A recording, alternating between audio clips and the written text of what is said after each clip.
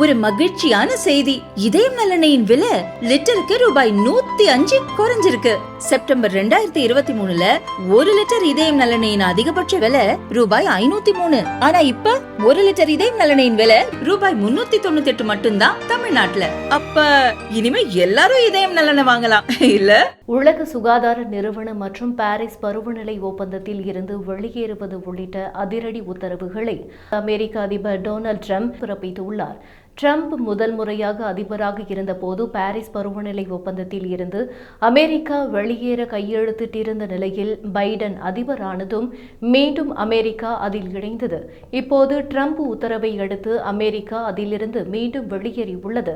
இதுகுறித்து பேசியுள்ள அமெரிக்க அதிபர் Donald Trump, COVID-19 பெருந்தொற்று மற்றும் பல சர்வதேச சுகாதார நெருக்கடிகளை உலக சுகாதார நிறுவனம் சமாளிக்க தவறிவிட்டது.